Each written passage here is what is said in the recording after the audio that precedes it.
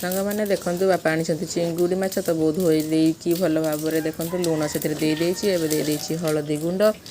ତ ଏବେ ଦେଇଦେବା ଅଳ୍ପ ଟିକେ ଲଙ୍କା ଗୁଣ୍ଡ।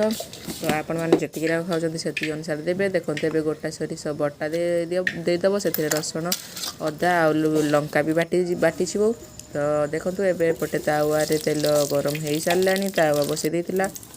ତ ଦେଖିପାରୁଥିବେ ଜିରା ସୋରିଷ ଫୁଟେଇ ଦେଲା ବୋଉ। ତ ଏବେ ଦେଇଦେବ ସେଥିରେ ଚିଙ୍ଗୁଡ଼ି ମାଛ। ଦେଖନ୍ତୁ ଚିଙ୍ଗୁଡ଼ି ମାଛ ସବୁ ଦେଇଦେଲା ବୋଉ। ପୁରା ତେଲ ବହୁତ ବଢ଼ିଆ ଭାବରେ ଗରମ ହେଇକି ଅଛି ଦେଖିପାରୁଥିବେ। ତ ଏବେ ତାକୁ ବୋଉ ଗୋଳେଇ ଦେବ ଭଲ ଭାବରେ ମାଛକୁ। ଦେଖିପାରୁଥିବେ ପୁରା ମାନେ ଦଉ ତାୱାରେ ଲାଲି ହେଇସାରିଲାଣି ଚିଙ୍ଗୁଡ଼ି ମାଛ। ତ ଭଲ ଭାବରେ ଗୋଳେଇକି ଛାଡ଼ିଦେବ କିଛି ସମୟ ଭଜା ହେବା ପାଇଁ। ତ ଦେଖିପାରୁଥିବେ ଏବେ ଭଜା ହେଇସାରିଛି। କେତେ ଲାଲି ପୁରା ଦେଖାଯାଉଛି ଦେଖିପାରୁଥିବେ ଲାଲ ହେଇକି। ତ ବହୁତ ବଢ଼ିଆ ଟେଷ୍ଟ ଲାଗୁଥିବ। ତ ଆପଣମାନେ ଆସନ୍ତୁ ଚିଙ୍ଗୁଡ଼ି ମାଛର ମଜା ନେବେ ଖାଇକି। ତ